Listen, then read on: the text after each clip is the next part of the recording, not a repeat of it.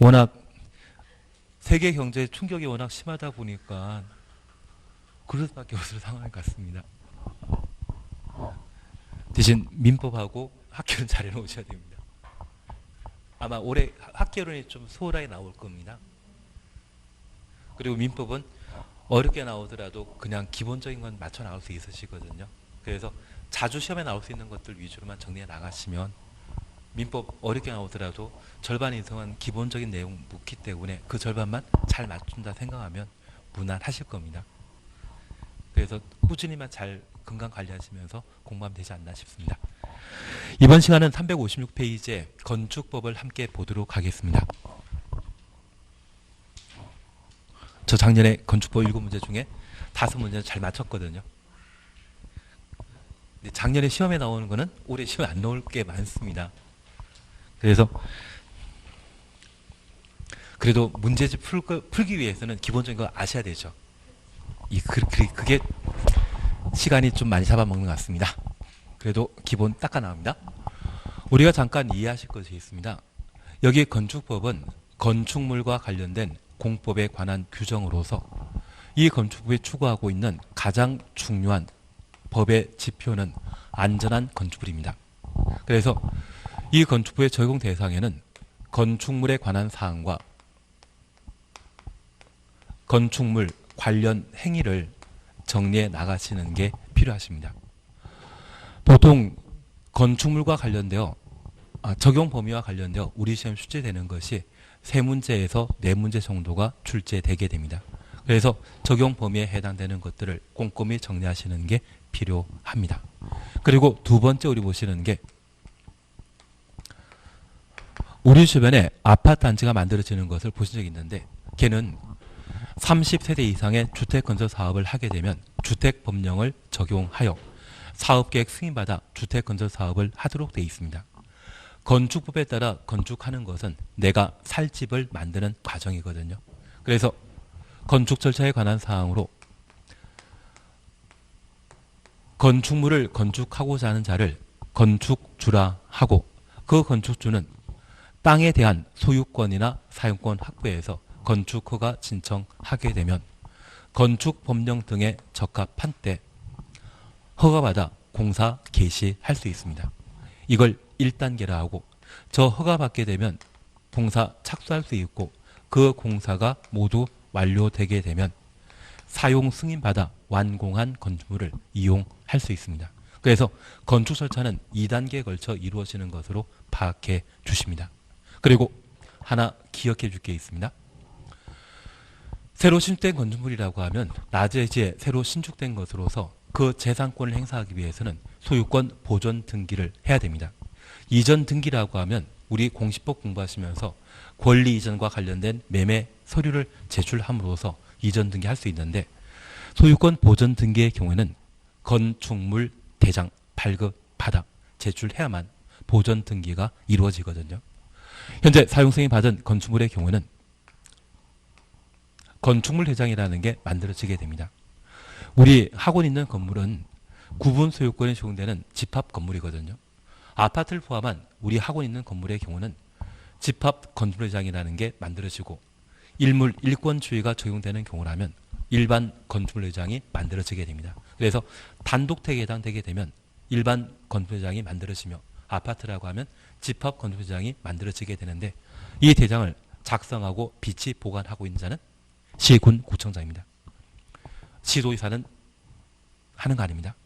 대신 세종시장은 세종시에 기초단체가 없기 때문에 세종시장이 직접 대장 작성하고 비치 보관하며 서울 같은 경우는 서울시장은 관할 관청이 아니라 부청장이 관할 관청이 되게 됩니다.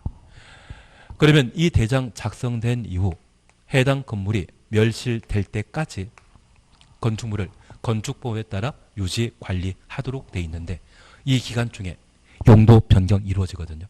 그래서 엊그제 중국에서도 호텔 1층을 용도 변경 공사하다가 북삭 주저앉은 사건이 있었는데 그 용도 변경은 공사 중에 이루어집니까? 사용 승인 이후에 이루어집니까? 사용 승인 이후에 이루어지는 행위가 용도 변경이라는 것 구분해 놓습니다. 반면 건축 대손이라는 것을 보게 되면 얘는 공사 중에 이루어지는 행위가 건축 대수선이 되게 됩니다. 이후 안전한 건물을 유지 관리하기 위한 각종 규제에 관한 사항으로 구성되게 됩니다. 그래서 건축법은 총 3파트로 구성되게 되는데 적용 범위에서 보통 2문제, 최소 2문제이고 많이 나오면 3문제, 4문제 나옵니다. 그리고 절차와 관련되어서는 신청과 허가 파트에서 주로 시험에 나옵니다. 그리고 건축 제한과 관련되어 한 2문제 정도가 시험에 나오게 되는데 좀 나올 거는 이미 정해져 있습니다. 나올 거는 정해져 있는데 기본적인 배용을 알아야만 찍어도 잘 찍을 수 있거든요. 그래서 그런 내용들 위주로 함께 해나가십니다. 우선 356페이지 찾으셨죠?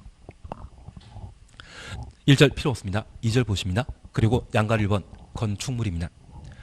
건축이란 토지에 정착한 공작물 중에 지붕과 추천했습니다. 기둥 또는 벽이 있는 것과 이에 딸린 시설물 가로 해놓습니다. 지하나 고가의 공장을 설치하는 사무소 등의 대통령령이 정하는 것을 말한다. 확인되셨습니다. 얘는 시험거리 아닌데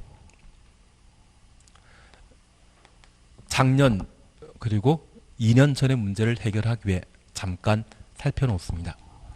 현재 건축물이란 토지에 정착한 공작물 중에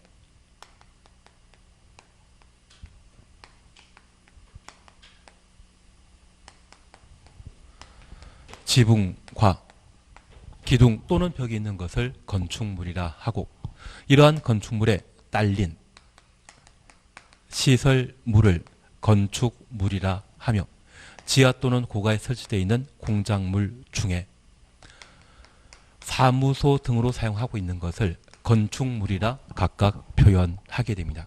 첫 번째 우리 봐주실 것은 건축물과 공작물, 시설물이란 말을 우리가 각각 보셨는데 사람이 손을 대어 만든 것이 있다면 얘를 인공물이라 표현합니다. 그래서 도로 주변에 심어져 있는 가로수도 인공물이거든요. 사람이 만든 것이 있다면 모두 시설물입니다. 그 시설물 중에 인공을 가미하여 제작한 물건이 있다고 하면 걔를 공작물이라 표현합니다.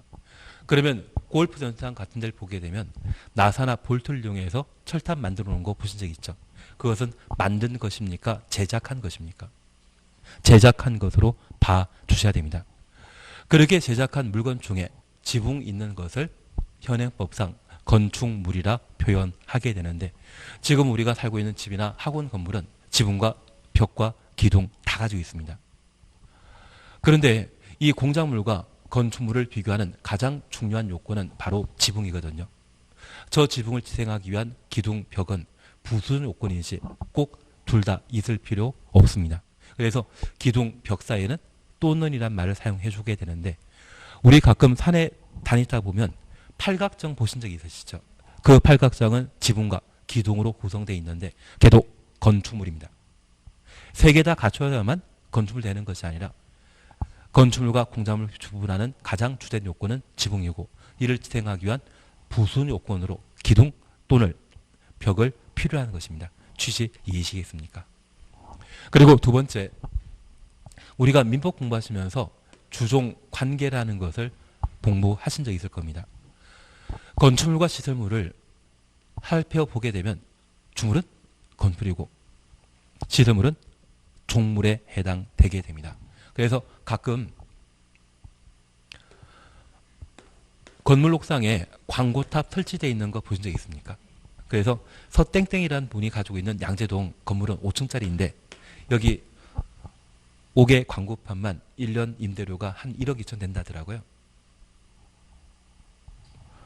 도움이 안 되는 이야기만 했나 봅니다. 그래서 여기 시설물, 광고판이 건물에 함께 존재한다면 얘는 주체입니까? 종물입니까? 종물에 해당되기 때문에 이 시설물마저 건축물 자체로 판단하게 됩니다. 다만 이 건축물과 분리되어 있는 시설물이라고 하면 그때는 함께 있는 것이 아니기 때문에 시설물 자체의 독자성을 인정해 줘야 됩니다. 그래서 함께하는 것과 딸리란 말과 분리란 말을 각각 구분하시는 게 필요합니다. 그리고 우리 고가란 말 보시면 고가도로, 고가수조란 말 기억나십니까? 이 고가는 기둥 여럿 세워놓고 이 기둥 위에 일정한 구조물을 도로 용도로 사용하게 되면 얘가 고가도로인데 최근 서울역 앞에 고가도로는 용도 폐지해서 하늘 정원 만들어 놨거든요. 가보시면 카페나 또는 안내소가 고가 위에 설치되어 있는 경우가 있습니다. 이 고가 위에 사무성이 존재한다고 하면 걔도 뭐다? 건축물 자체로 파악하게 됩니다. 그래서 나중에 부산역이나 광명역 방문하시게 되면 기둥 여러 세워놓고 그 위에 사무실을 사용하는 그런 공간이 있거든요. 그런 공간은 건축물 자체가 되는 겁니다. 취신 이해하시겠습니까? 그래서 기본적으로 우리 봐주실 것으로서 건축물, 공작물, 시설물 각각 비교해 주십니다. 사람이 만든 것이 있다면 죄다 뭐다? 시설물이고 그 시설물 중에 제작한 것이 있다고 하면 공작물이며 그 공작물 중에 지붕이 있는 것이 있다면 건축물입니다. 그래서 건축물이 가장 협소한 범위에 해당되는 것으로 파악해 놓습니다. 그리고 이 건축물과 함께 존재하는 시설물은 뭐다? 주종관계에 따라 건축물 자체로 보는 겁니다. 만약 분리되어 있다고 하면 독자성을 인정해 주겠지만 함께한다면 주종관계에 따라 건축물로 취급하는 것이죠. 그래서 그렇게만 하나 확인하십니다. 그리고 2번 작년에 시험에 나왔는데 올해 나온다 안 나온다. 그러면 꼭 해야 되겠습니까? 안 해도 되겠습니까? 안 해도 됩니다. 그래서 제가 하나만 이야기 드리면 우리 기억 보시게면 컨텐을 이용한 간이 창고 가로 속에 공장 용도라는 말 사셨죠. 공장 주워놓습니다. 건축물 대지에 설치하는 것으로 이동 쉬운 것 주워놓습니다. 이러한 것들은 건축법 적용 대상 아닙니다. 그런데 우리 컨테이너 박스라고 하는 것을 자주 보셨는데 이 컨테이너 박스가 간이 창고용으로 사용되기도 하지만 포항 같은 경우에는 이재민의 주거용으로 사용하는 경우가 있습니다. 그리고 공사 현장에는 현장 사무실을 사용하고 그리고 제가 아는 분은 트럭 뒤에다가 컨테이너 박스를 설쳐놓고 전국에 아파트 분양하는 데가 있으면 떴다 방으로 사용하는 분도 계시거든요. 그래서 참 다양한 용도로 사용하게 되는데 기본적으로 컨테이너 박스를 이용한 간이 창고 등은 건축법 적용 대상입니다. 다만 얘가 공장 용도로서 이동 쉬울 때 이러한 조건을 충족한 때만 건축법 적용 대상에서 제외시키게 되는 겁니다. 그러면 우리가 하나 이해하실 것은 다양한 건축 용도 중에 공장 용도라면 일자리 창출과 맞물려 있거든요. 저 공장 용도라면 규제 강화시켜야 된다. 규제 풀어줘야 된다. 규제 풀어줘야 됩니다. 그래서 공장 용도에 이동 쉬운 컨테이너 박스를 이용한 간이 창고의 경우만 건축법 적용 대상에서 제외하고 만약 떴다 방으로 부동산 중개사무소로 사용하게 되면 얘 건축법 적용 대상이죠. 그래서 중개업 등록돼 있어야 되고 중개 자격증 다 걸려 있을 때만 단속 피할 수 있을 겁니다. 만약 그런 거 없으면 불법 무등록 중개업소인 것이죠. 그래서 가끔 국세청에서 단속하게 되면 그 지역 중개업자 다 잡혀가는 게 아니라 꼭 한두 명 잡혀가더라고요. 사실 단속 나가게 되면 한 며칠 전에 그 지역에 쭉 소문 파집니다.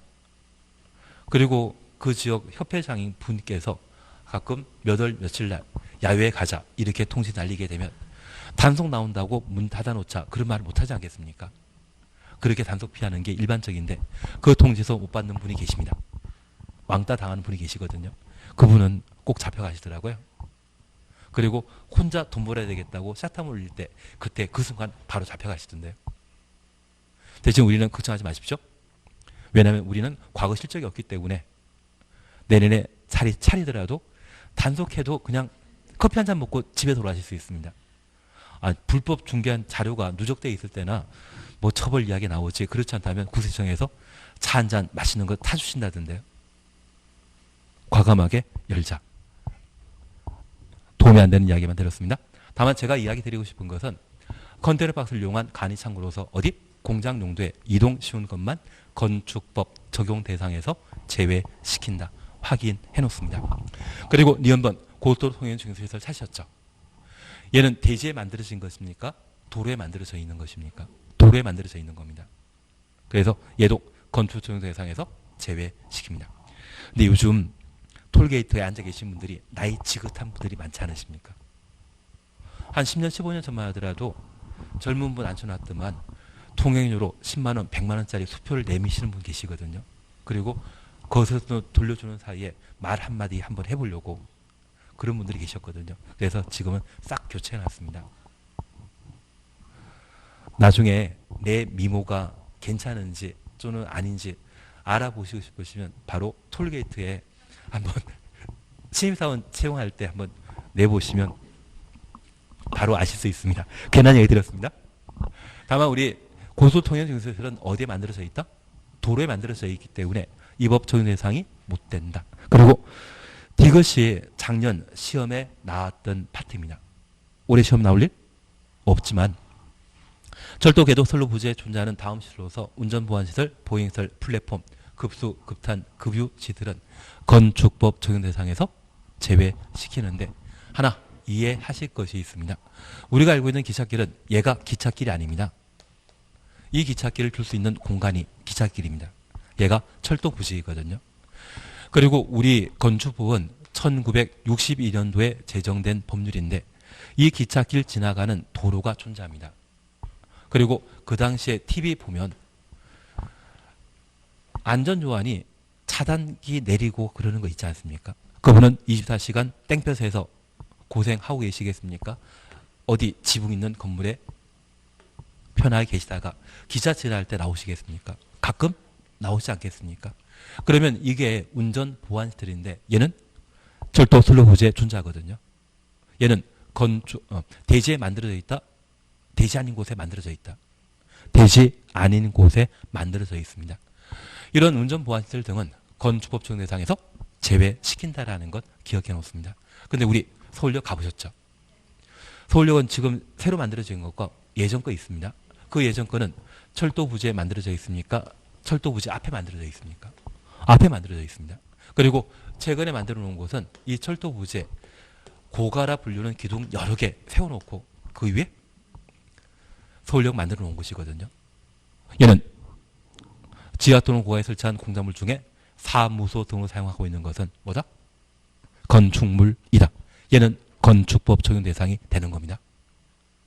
철도 부지에 직접 만든 게 아니라 고가 세워놓고 만들어 놨기 때문에 서울역, 광명역, 대전역은 오송역도 마찬가지입니다. 걔는 건축법 적용 대상인 겁니다. 취지 이해하시겠습니까? 그래서 우리 서울역이나 오송역 보게 되면 얘를 철도역이라 하기도 하는데 법률 용어에는 철도 시설입니다. 철도 시설이라고 하면 고가에 만들어진 것이라고 하면 걔만큼은 건축법 적용 대상이다. 작년에 나왔기 때문에 올해 나온다 안 나온다? 안 나옵니다. 안 나오는 걸 제가 이렇게 하고 있는 이유는 나중에 문제 풀어보라고. 원래 이거 다 건너뛰어야 되는데 작년에 저 이거 열심히 했습니다. 왜? 나올 때가 됐으니까. 올해는 안 나옵니다. 사실은. 그리고 1번 지정가정문화재입니다. 문화재를 철거해버리게 되면 다음 세대에 물려줄 문화재 남아나지 않죠. 그래서 이 문화재는 건축법에 따라 관리되는 것이 아니라 문화재보호법을 따로 적용하게 됩니다. 그래서 작년 같은 경우는 목포에 투자하신 모 의원 계시지 않습니까? 그분 때문에 이게 나온 겁니다. 사실은. 예, 그분이 그 말씀하시더라고요. 문화재로 지정될 줄 알았다고 하면 그거 안 샀다고. 예, 사면 손해입니다. 사실은. 앞에가 문화재로 지정되고 자기 건물은 피해야 됩니다. 내 건물은 피해야 되고 내 건물은 피해야 되고 앞에 건물만. 아무 별 생각이 없습니다. 지금은. 그리고 위험물입니다. 하천구역의 소문조작실이라는 말 찾았습니다. 예, 그래서 하천구역은 고수부지를 말하는데 이 고수부지의 소문조작실만큼은 건축 적용 대상 이다 아니다? 아니다. 세상에 가장 유명한 편의점이 있다고 하면 반미점입니다. 서울에서 가장 유명합니다. 반포 미니스톱. 그래서 서울 양쪽 끝에 고수부지로 자전거 달리다 보면 끝에서 달리다 보면 여기 만나거든요. 한 1시간 반 정도 자전거 타고 오면 배고프지 않겠습니까? 편의점에서 라면 끓여 먹으면 맛있다 맛없다. 예. 그래서 제일 유명합니다. 장사 제일 잘 된다고 하더라고요. 저도 나중에 고수부지에 읽고 차려보면 좋을 텐데 저는 안 내줍니다. 이 장애인이 우선 분양 받을 수 있거든요. 이상한 이야기만 드렸습니다. 그러면 여기 반미점은 건축법 적용 대상 2단이다. 적용 대상이고 오직 뭐만? 하천구역 안에 뭐만? 수문 조작실만. 홍수 조절과 관련된 수문 조작실에 대해서만 건축법 적용을 배제한다라는 것 확인해 놓습니다. 취지는 이해되시겠습니까? 지금은 그렇게만 봐주십니다. 그리고 2번입니다.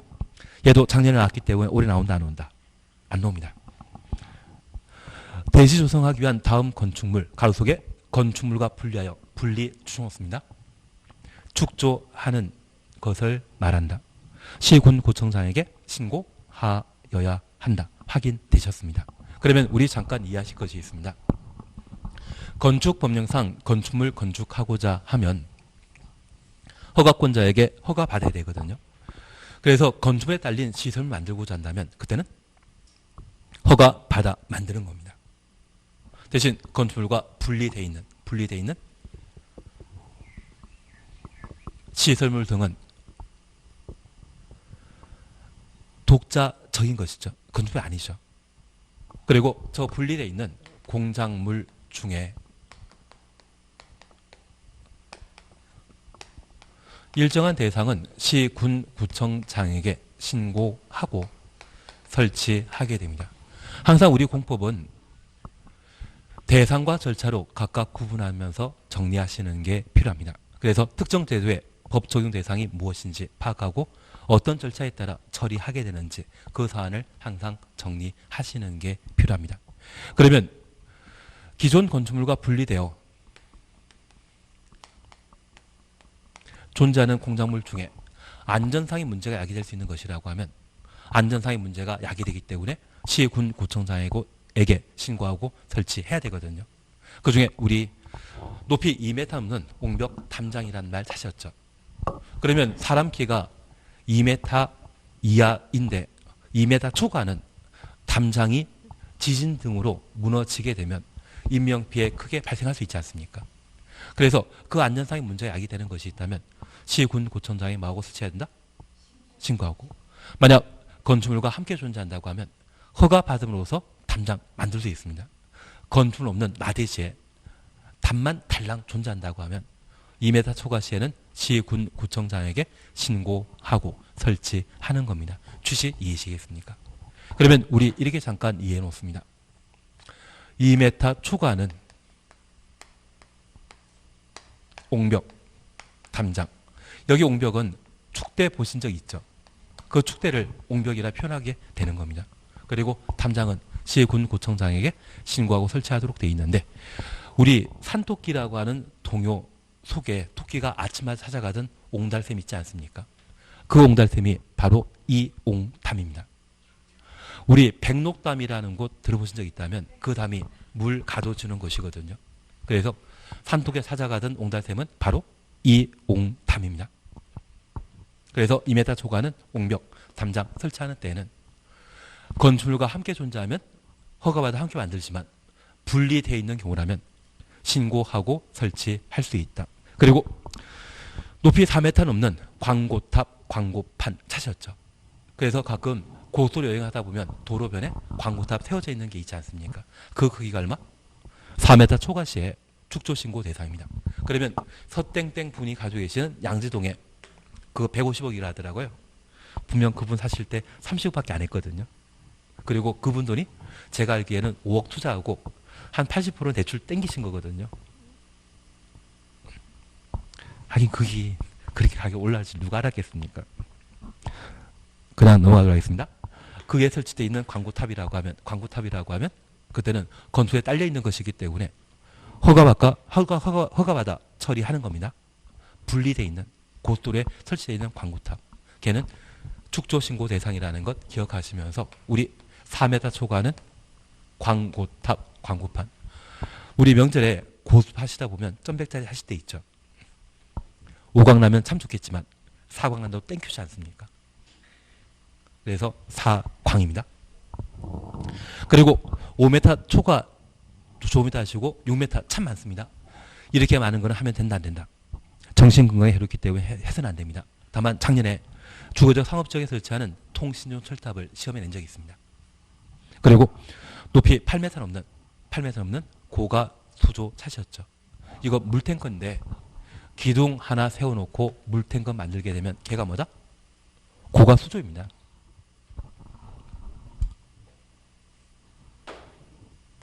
그러면 8m 초과는 고가 수조. 그래서 4명이 고수하시면 한 번 광 팔지 않으십니까? 그래서 뭐다? 팔고. 그래서 사광 팔고 갑자기 도박판으로 바뀌었지만 시험 용도라는 것만 이해해 주시는 겁니다. 그리고 5m 초과는 태양광 발전 설비. 요즘 산에 참 많이 말씀드려요. 그래서 얘는 5태입니다. 그래서 이 용담 사광 8고 5태. 여기에 못 보신 게 있다고 하면 죄다 6m 초과 시에 축조 신고 대상이 되는 겁니다. 작년에 시험이 나왔으면 올해 나온다 안 나온다. 모의고사용입니다. 그래서 작년에 이거 다 하고 나서 다들 잘 맞추시던데요. 근데 올해 시험 나올 거 뻔히 정해져 있습니다. 원래 그걸 해야 되는데 일단 순서를 일단 해놓고 해나가십니다. 나중에 얘가 모의고사 시험 나오게 되면 항상 우리 봐주실 거예요. 안전상의 문제를 야기하게 되는 건축물과 분리되어 있는 공작물이라고 하면 시, 군, 구청장에게 신고하고 설치할 수 있는데 그 대상은 이 옹담, 2m 초과는 옹벽탐장, 4광, 4m 초과는 광구탑, 광구판, 8고, 8m 초과는 고가 수조, 5태, 5m 초과는 태양광 발전 설비. 못 봤던 것은 다 얼마? 6m 초과 시에 축조 신고 대상이다. 그렇게 정리해 나가십니다. 작년에 그렇게 하지 않으셨습니까? 알겠습니다. 넘어가도록 하겠습니다. 나머지 그렇게 신경 쓰지 마십시오. 이게 올해는 문제가, 하여튼 여기에서 2문제 나왔기 때문에, 작년에 2문제 나왔기 때문에, 올해는 얘를 하는 게 아니라 다른 파트를 해주셔야 됩니다. 사실은. 근데 모의고사는 잘 푸실 수 있죠. 모의고사 잘 풀어야만 자신감이 붙고, 그 자신감 토대로 해서 본 시험에서 잘 칠 수 있거든요. 그래서 자신감이 참 중요한 것 같습니다. 예, 다음 페이지에 3번 대지 이런 시험이 안 나옵니다. 신경 쓰지 마십시오. 그리고 적용 대상 행위 차시였죠. 건축은 신축, 증축, 개축, 재축, 이전 5가지를 건축이라 표현합니다. 알 필요 없습니다. 나중에 이거 시험에 나오면 다 맞추십니다.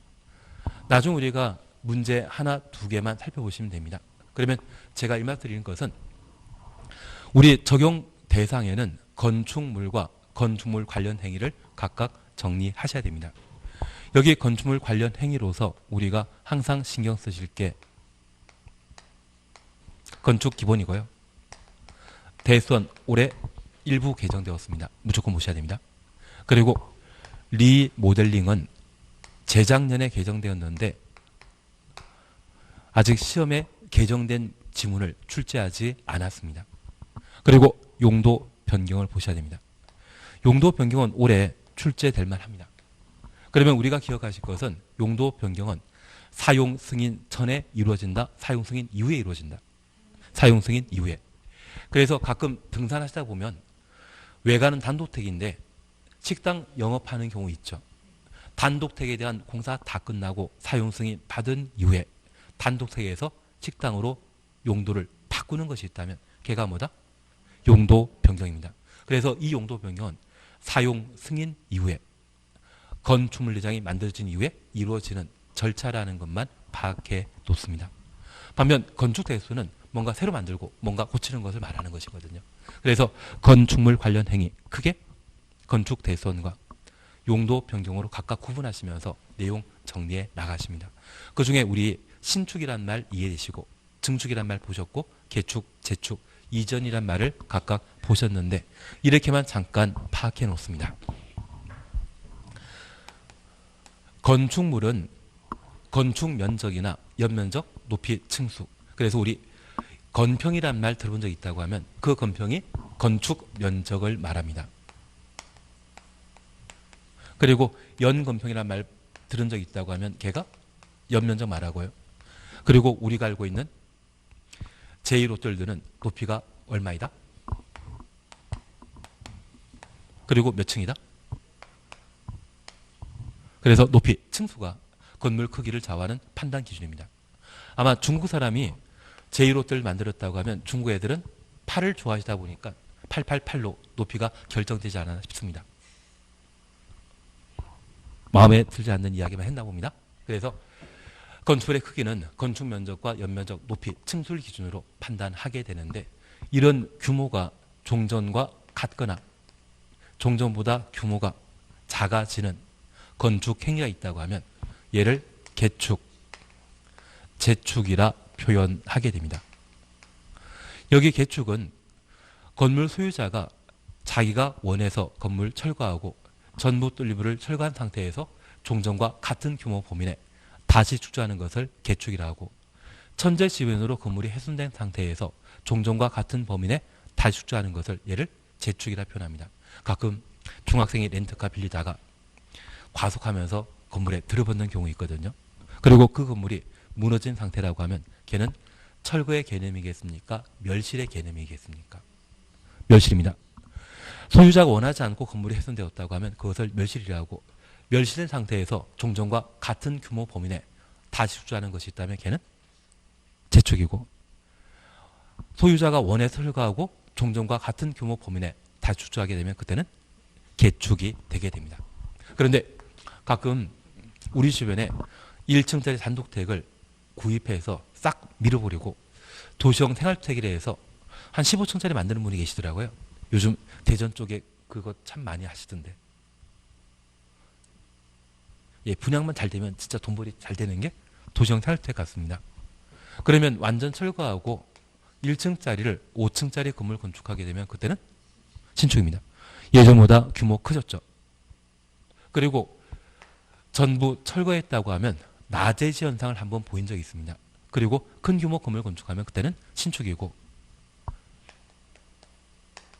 기존 건물이 3층인데 3층 중에 한 개층 없애버리고 5층짜리 건물 건축하게 되면 대지 안에는 기존 건축물이 남아있지 않습니까? 그런 상태에서 예전보다 큰 규모의 건물 만들어지게 되면 그때는 증축 행위가 되게 됩니다. 그래서 2층짜리를 5층 만들어도 증축이고, 저 2층 중에 한 개층 없애버리고 5층짜리 만들게 되면 한 개층이 있기 때문에 기존 건물 존재하기 때문에 그때는 증축 행위가 되게 됩니다. 전부 철거한 상태에서 5층 만들게 되면 신축이 되는 겁니다. 이해되시겠습니까? 그래서 지금 신축, 증축, 개축, 재축은 규모가 같은지 예전보다 규모 커졌는지 그런 차이에 따라 구분하는 것이고, 신축과 증축은 나대지 현상 보였다면 신축이고, 대지의 기존 건물 존재한 상태라고 하면 그때는 증축 행위로 각각 파악해 놓습니다. 그리고 이전이라는 게 있습니다. 여기 이전은 건축의 주요 구조부를 해체하지 않고 같은 대지에 다른 위치로 옮기는 것을 말한다. 같은 대지에 붙여놓습니다. 우리가 알고 있는 독립문은 원래 있던 자리에서 서대문 공원으로 옮겨놨거든요. 대지가 같다, 다르다. 대지 다릅니다. 걔는 이전 2단이다. 이전 아닙니다. 서대문 공원이 완전 나대지였다고 하면 그것은 신축이고요. 서대문 공원에 건물 있는 상태였다고 하면 그때는 증축에 해당되는 개념으로 파악해 주셔야 됩니다. 취지 이해되시겠습니까? 근데 우리 지금 살펴보고 있는 건축법은 1962년도에 제정되었거든요. 그러면 61년도에 우리가 태어나기 전이지만 박 대통령께서 정권 잡은 해지 않습니까? 그리고 62년도에 건축법을 만들게 되었는데요. 이 당시에 대한민국의 집은 지금 흔히 볼 수 있는 콘크리트 건물이었겠습니까? 목조 건물이었겠습니까? 목조 건물이거든요. 그래서 저희 부모님도 그 당시에 해화동 사셨거든요. 그래서 해화동에 땅은 한 200평 정도 되는데 집은 20평짜리에 6식구 같이 살았다고 합니다. 예, 그리고 20평짜리 얘가 있는데 겨울에는 춥고 여름에는 더울 수 있지 않습니까? 그걸 달리 말하면 이렇게 말하시더라고요. 여름에는 따뜻하고 겨울에는 시원한 곳. 그러면 틀을 잘못 잡았으니까 저 20평짜리를 다른 데 옮겨야 되지 않겠습니까? 그러면 같은 대지 안에 목조 건물이니까 옮기는 가능하지 않겠습니까? 그렇게 옮기는 것을 법에서는 뭐라 한다? 이전이라 표현합니다. 지금은 상상할 수 없는 일이지 않겠습니까? 이해는 되시겠습니까? 다 팔아먹으시더라고요. 별로 도움이 안 되는 이야기였나 봅니다. 예, 그래서 우리 건축과 관련된 기본 개념만 좀 파악해 놓으시면 크게 문제 없고, 대소서는 다음 주에 하실 건데요. 근데 이게 힘들지 않으십니까? 워낙 이게 힘듭니다. 그래서 몸이 건강하셔야 되고, 아마 수업에 집중하시면서 수업 시간 중에 충분히 이해되는지 확인하시는 게 제일 중요하고 필요하지 않나 싶습니다. 하여튼 건강 관리 잘 하셔야 됩니다. 오늘 여기까지 하도록 하겠습니다. 수고하셨습니다.